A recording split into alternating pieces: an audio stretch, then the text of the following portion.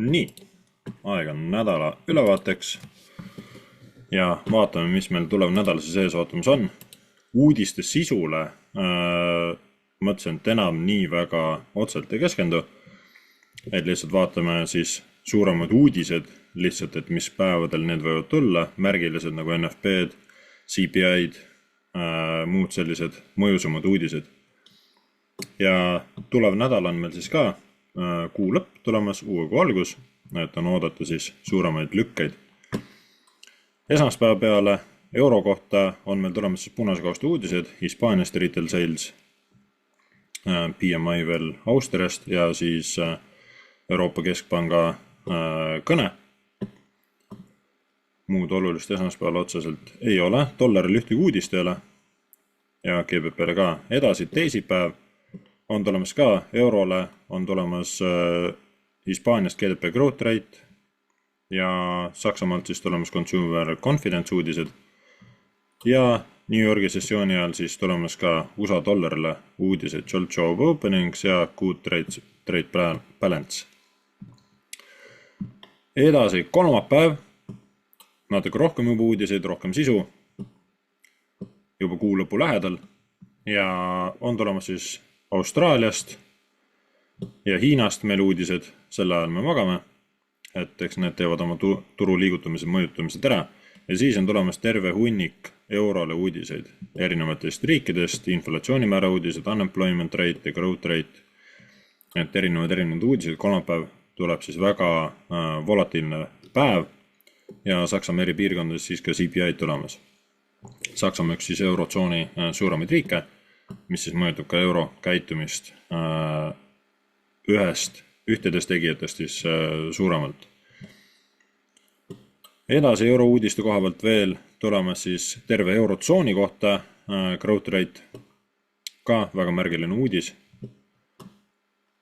Ja rohkem siukseid suuremaid uudiseid euro kohta ei ole. Ülejäänud on meil dollari kohta tulemas, on siis employment change, growth rate ja personal income spending. Et siukest suure hüppe uudist dollari kohta siin otseselt ei ole, euro kohta siin erinevad CPI-d ja growth rate tulemas, et need on vast mõjusamad siis eurole. Edasi neljapäev, 1. mai, siis on meil püha, eurotsoonis on püha, kõik on kinni, on varasemalt siin Austraaliale mingi uudis tulemas, aga euro koha pealt on kõik kinni. Et väga hea ideaalne aeg siis teha teistel valuutadel euro suhtes oma lükked liigutused ära.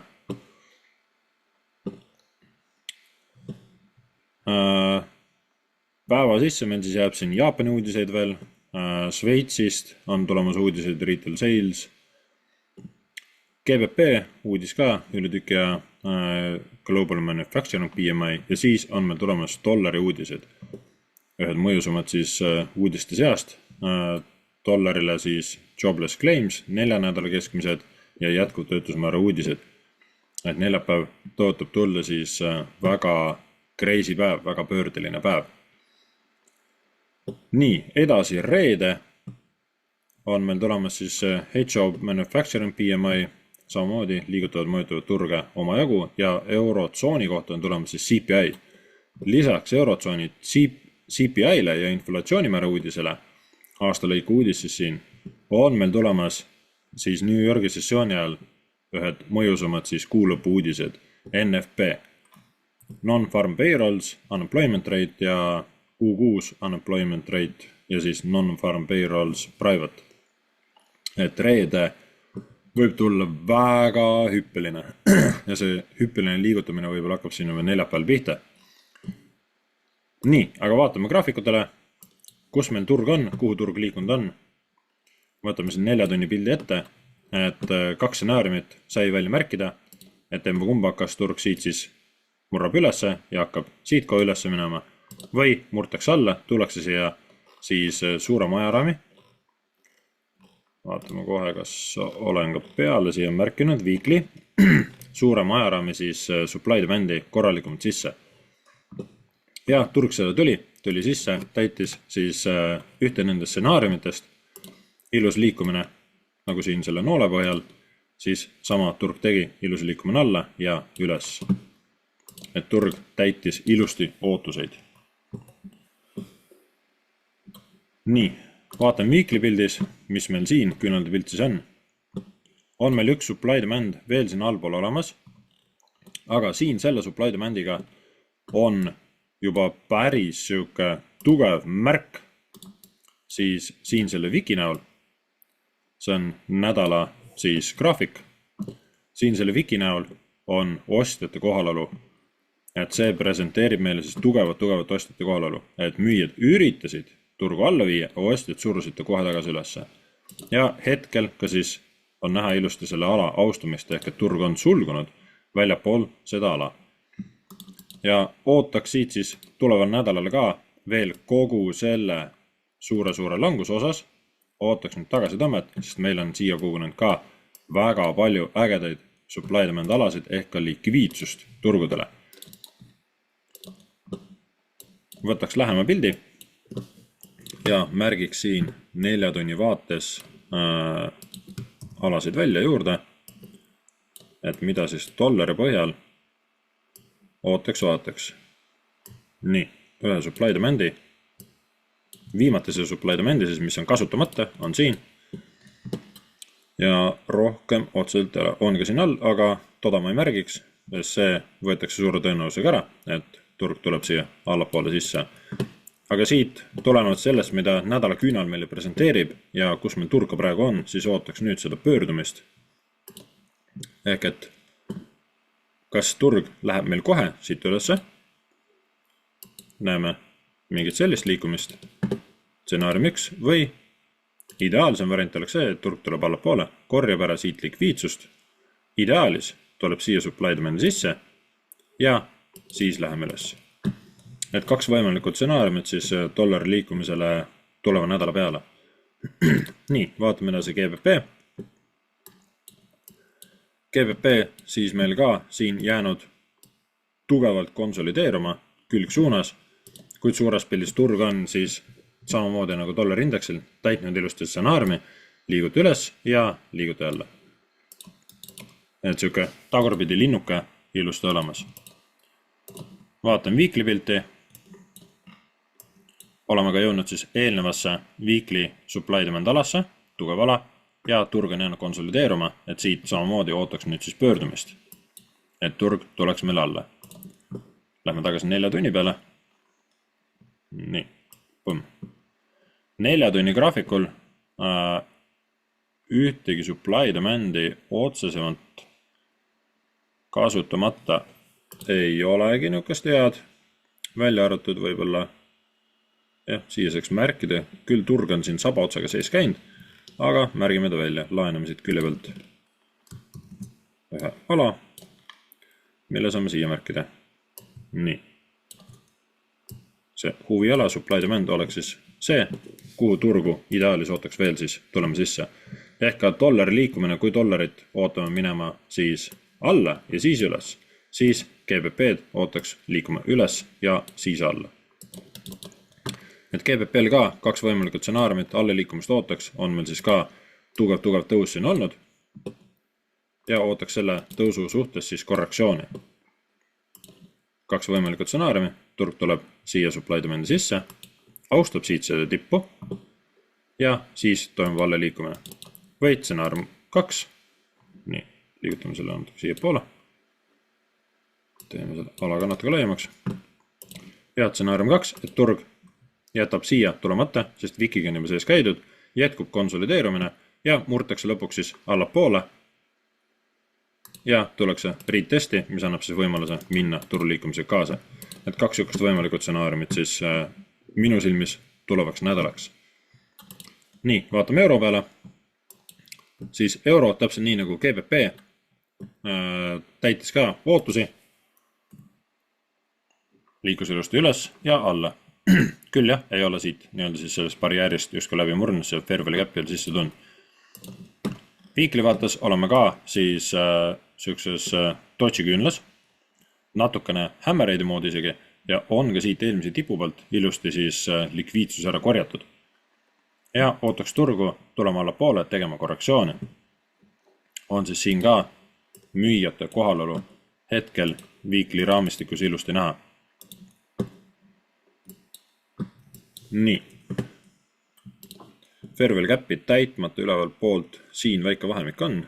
Siin märgiks ööbel isegi hoopis nii, supply demand'i välja. Nii, põmm.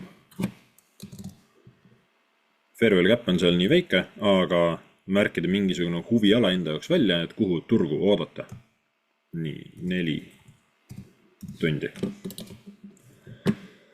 Umbes samasugust liikumist ootaks ka eurolt. Stsenaarium 1, kas turg liigub üles, jõuab siia alasse, võib näeks kõrgemale ja siis ootaks alla, et tuldaks, balansseeritaks turg ära, täidetakse see fair value gap ära. Stsenaarium 2, turg tuleb kohe allapoole, saab võib-olla põrke, meil siit fair value gap alast, see on daily fair value gap ala, siis retesti ja siis uuesti edasi allapoole minekut. Need 2 sihukest võimalikud stsenaariumit tuleks nädalaks ka siis euro peale. Edasi, NZUSD ootus oleks sama, mis ka siis GBP-l ja eurol. Nii, võtame siit neid jooni natuke vähemaks. Vana infot on väga palju peale jäänud. Turg on ilusti, siis need on justkui supporterisitante jooned ja turg on ilusti nende puhul siis ka oma austust näidanud, ilusti käitunud. Täideti osaliselt siis ka meie stsenaariumi, liikus üles ja alla, küll aga see üles liikumisest on jäänud siis pigem konsolideeruma. Ja samamoodi on ehitatud siis likviidsust ülesse, nii ala ülesse kui ka ala alla. Et turg ehitab siis enda jaoks sobivat situatsiooni valmis, et liikuda siis või liigutada turgu siis enda soovitud suunas. Pamparam, vaatan kohe, siia saaks märkida, võtame siit küünlakeha pealt. See oleks nagu resistant joon. Supply demand ala saakski isegi tegelikult siia märkida. Vahepealne küll fair value gap on siin peaaegu et olematu. Et jääb ka siia sisse. On üliagressiivne tõus olnud ja kerge peatumine nüüd siin on näha. Tagasi 4 tunni vaatesse. Nii, need on kasutatud.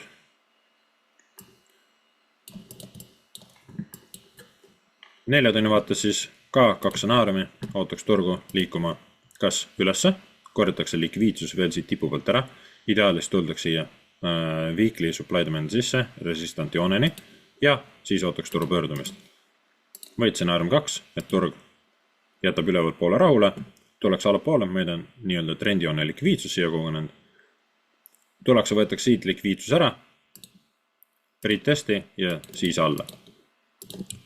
Lisame siia alasid, nii, pole ala. Lisame alasid natukene juurde. On meil siin siis supply demand ala, kuhu turg on nibin-nabin sisse jõudnud, puutunud. See on justkui kasutatud. Aga ka eelnev supply demand ala on siis mõnes mõttes meil resistant ala ja siin on ka varasemalt siis konsolideerumine olnud, et mingisugust vastupanu, kui turg alla liigub, siin võime oodata konsolideerumise näol näiteks. Ja märgime ka teisi alasid, kui me neil siit leiame, nii. Ja saame siia panna. See oleks see nii-öelda ultimate goal, kuhu turg võiks välja jõuda. On ka siin 4 tunni vaates, siis resistant ala justkui siin enne ees. Et ideaalstsenaariumis turg võiks vikiga siin sees ära käia, aga see oleks nii-öelda siis tuleva nädala ootus. Sama joon on siis näha, kuidas turg on ilusti selle joone puhul siin reageerinud. Nii. AUD. Ootasime sama, mis siis eurol, GBP-l, NZD-l, AUD-l samasugust liikumist. Küll täielikult seda ei tulnud. Ja võtame siin ka neid jooni vähemaks. Ja toimus pigem siis konsolideerumine. Et kes teab, see teab. Olen varasemalt öelnud ka, et AUD käed on ühed kõigi jõhkramalt siis konsolideeruvad ehk külgsuunas liikuvad paarid. Ja kui nad liiguvad, siis liiguvad. liiguvad see üldjuhul ühest konsolideerumisest teise. Siin on meil ilus siis konsolideerumistasku. Nii, märgime see peale. Ilus konsolideerumine. Ja tulenevalt sellest konsolideerumisest siis ka nii-öelda Wyckoff'i teooriat saab siin rakendada, kus meil turg on tulnud siis ilusti üles. Nüüd on jäänud konsolideeruma. Ootaks likviidsuse võtmist. Tuldaks siia siis ülesse poole supply demand aladesse sisse, kus on ka meil siis resistant joon. Tuldaks sinna sisse ja siis toimuks pöördumine. See oleks super äge ilus stsenaarium, kui see välja ilusti mängib. Aga turud on ootumatud, iial ei tea. Et siis siin ka ootused, turg liiguks ülesse, ideaalis täidaks ära siit need supply demand alad, saaks sealt reaktsiooni ja siis liiguks alla. Allpool meil siin siis täitmata supply demand ala ja siin jalas ühtegi ei ole rohkem. Stsenaarium 2, et Wyckoff sellisel kujul välja ei kujune, et on meil siis likviidsus justkui siin toimunud eelmise külge liikumise suhtes, et haarata siin likviidsus, siis ootaks välja murdumist, et turg murraks välja, retesti ja liikumist siia supply demand ala poole. Et sama stsenaariumi ootaks siit. Need on minu väljavaated, mida ma graafikust siis välja loen, et kuhu poole turg võiks liikuda ja kuhu poole dollari indeks siis võiks liikuda. Kuid need ei ole iial garanteeritud ja me ei tea, kuhu turg tegelikult liikuda võib, et praegu selles poliitsõja maailmas siis eriti veel.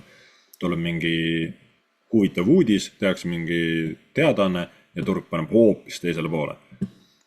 Et tuletan jälle meelde, et kui turg kavatseb meil ikka üles minna, siis vastu jonni ei hakka siit müüma, vaid lähme selle turutrendiga kaasa. Et tahame siis näha turgu ilusti trendimas. Ja kui turutrend muudab enda suunda, siis saame keskenduda müügile. Ehk et esimene suunamuutusmärk siin ja teine siis jälle struktuuri murdumine.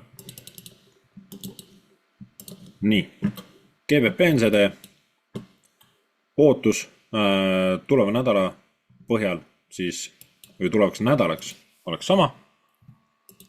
Võtame siit ka neid jooni vähemaks. Turg jäi meil tugevalt konsolideeruma, mitte midagi GBP NZD peal erilist toimunud ja see sama ootus kanduks edasi ka tulevasse nädalasse. Vaatame korra weekly pilti. Eelmine nädal ja ka nüüd see nädal siin on siis korjatud üksteise alt muutugu likviidsust ära, täidetud eelnevaid siis väiksema ajaraami supply demande ja ootaks turgu liikuma veel ülesse. Nii, vaatame 4 tunni pilti. Ja siin meil samamoodi saame välja kujundada. Nii, vaatame, kus meil siin kõrgem osa on. Nii, siia taskusse. Siin on meil justkui konsolideerumine ja siit võiks juba võtta siis likviidsuse haaramine. Aga selle kinnitamiseks tahaks näha turgu siit läbi murdma. Ja siin siis nii-öelda, kui see likviidsuse haaramine toimus, oleks tahtnud näha agressiivset lüket, et siis pullbackiga minna uuesti tõusu. Et selle pullbacki veel toimunud ära. Konsolideerumine siin on, saab näha, kas Wyckoff'i teooria siit nii-öelda ennast täielikult ilusti siis ka välja mängib. Et oleme ka siia eelnevasse support resistant alasse sisse ka ilusti jõudnud. Et täitsa loogiline, et turg siit nii-öelda siis mingi reaktsiooni põrke saab. Nii, aga ootused tulevaks nädalaks. Kuna oleme siin alase sees, siis ei ole garanteeritud siit kohe läbiminek, et mängin siia 2 stsenaariumi, et turg tuleb veel allapoole, jõuab meil ideaalis siia daily supply demandi, ehk et tehakse korralik likviidsuse haaramine siit ala alt, võetakse need varajased ostjad, kes siin on, võetakse need välja ja siis minnakse ülesse. Meil siin 4 tunni supply demand. Või stsenaarium 2, see likviidsus peab paika ja turg liigub siit siis meil ülesse, ootaks retesti, et siis minna jälle tõusuga kaasa. Nii, GBP JPY täitis siis, võiks öelda, et väga ideaalselt ilusti oma stsenaariumi ootust, mida oodata sai. Siksak jäi ära, et toimus alla liikumine, küll mitte siia supply demandi, aga alla liikumine sellegipoolest aset siin leidis. Nii, selle liigutame siia natuke puhtamaks pildiks. Ja ootaks turgu siis liikuma siin GBP JPY peal veel ülesse poole. Vaatame korra weekly pilti. Weekly pildis oleme täitmas siin seda vahetühimikku, fair value cap'i, ja ootaks turgu liikuma veel ülesse.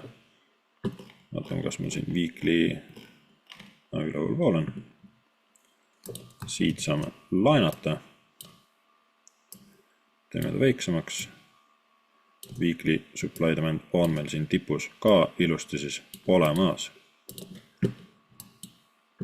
Ja samamoodi on siin ka siis, nii võtame siit, on ka meil daily supply demand, siin weekly supply demandis sees. Ja on ka siis 4 tunni supply demand ka veel siin sees. Et mitu ala ühes puntars koos. Ja vaadates, mida turg meil siin teinud on, super äge, siis reaktsioon meil siit tulnud. Ja ootaks turgu liikuma ülesse. Küll oleme ka siin 4 tunni daily pildis siis downtrendis, kus turg on meil teinud siin siis madalamaid põhjasid, madalamaid tippe, et turg on liikumas allapoole. Vaatame korra weekly pilti. Kõvasti ruumi, et ootaks siis suures pildis, ootaks ka veel turgu kõvasti allapoole liikuma. Et mida siit GBP JPY pealt veel ootaks, oleks see, et turg tuleks ülesse, ideaalis siia siis kõikide supply demandide ristumisalasse ja sealt saaks reaktsiooni, et toimuks alla liikumine. Ja selle ala vastupidamist ma siin otseselt ei ootaks. Mingisugust reaktsiooni võimalikult siin võime näha, aga selle ala vastupidamist ma otseselt ei oota. Nii. See on hea target, et kui võtta siia tehing, kus iganes see tehing õnnestub meil siis saada, et see oleks hea target, mida sihtida, et kus enda siis kasum välja võtta. Stsenaarium 1, stsenaarium 2, turg teeb pullbacki enne kui joob sinna supply demandi. Siin on meil siis support resistant joon ilusti ja on ka 4 tunni supply demand siin. Kopeerime siia peale. Nii. Ja selle all on meil ka veel üks kasutamata. Ja siin ka päris korralik, võib öelda siis likviidsus. Lisaks on nüüd double bottom siin 4 tunni raamis on ka veel. Et meil on päris korralik likviidsus siin all. Ehk et stsenaarium 2 oleks, et turg tuleb allapoole, support resistant jooneni. Kas ta nüüd päris siia alumisse välja joob? Ise küsimus, aga ootaks turgu tulema alla, siis ülesse ja sealt saame siis suurema reaktsiooni, et liikuda jälle alla. Et 2 sükest võimalikku nägemust stsenaariumis tulevasse nädalasse GBP JPY. USD JPY täitis siis nagu dollari indeksi liikumine, ilusti ootusi, et liikus esmalt siis allapoole ja siis ülesse, ilus süuke linnukese märk, turg liikus alla ja ilus liikumine ülesse. Nii, vaatame korra weekly pilti. Weekly pildis USD JPY ootaksid veel suuremat tõusu, pullbacki, et turg liiguks ülesse poole. Kindlasti siia seda nii-öelda siis turu hinna lukustumisalade vahemikku seda balansseerima, et turg tuleks selle balansseeriks ära ja ideaalis jõuaks siis meil siia supply demandi sisse. Siin on ka meil siis kerge support resistant ala. Nii, võtame tagasi 4 tunni peale. Ehk et dollarit USD JPY vastu ootaks ka veel tõusu liikumist tegema. Nii, märgime siia ka ostu poole siis supply demandid. On ka meil siin ekstreemumis veel siis supply demand olemas. Nii, võtame selle ala. Ja kas ka meil siin vahepeal. Nii, siia saame ka märkida selle ala kõige alumise wiki.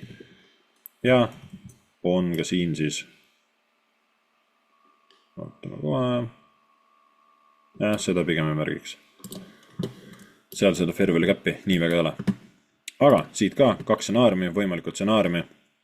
Väiksemas pildis on meil ka 4 tunni peal just ka siin on mingisugune support resistant ala, joon siin nii-öelda selles vahemikus, et kus siis turg võib enda reaktsiooni saada. 2 võimalikud stsenaariumi, kas turg tuleb alla, saab siit reaktsiooni ja liigub ülesse järgmiste alade poole, teeb võib-olla mingisuguse tollase liikumise või turg paneb kohe siit ülesse, saab esmalt võib-olla mingisuguse peatumise reaktsiooni siin, aga ootaks turgu minema kõrgemale välja ja siis tegema enda mingisugust pullbacki. Et see uuesti JPY liikumine siis läheks ka rohkem dollari indeksi liikumisega kokku. Nii, teeme uue joone siia. Et turg liiguks ennem ülesse, siis dollari indeksi peal ka oleks likviidsuse võtmine. Siin võib teha turg siis selle suurema hüppe ülesse ja siis ootaks alla liikumist. Sest ka siin 4 tunni peal on meil turg siis downtrendis. Sama tegelikult daily peal otseselt, kui siin vaadata väiksemat struktuuri, siis on ka meil siin turg on downtrendis, on alla liikumises, nüüd ootaks siin pullbacki, et siis jälle turg liiguks alla.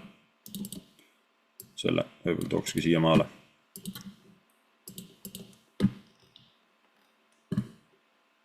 Nii. Need oleks ootused siis uuesti JPY-le, oleneb kummale poole, siis turg meil liikuma hakkab. Uuesti CAD sai oodata ka siis liikumist, toimus hoopis siis konsolideerumine, CAD on ka ja CAD paarid on siis ka hästi konsolideeruvad, külgsuunas liikuvad, et midagi erilist siin ei toimunud. Weekly pildis siis oleme ka Doji küünlas ja ilusasti siin support resistant joones uuesti tagasi, eelmine nii-öelda siis suurem barjäär, mille siis lõpuks turg läbi murdis ja all time high ehk kõigi aegade uue kõrge hinnatipu ära tegi.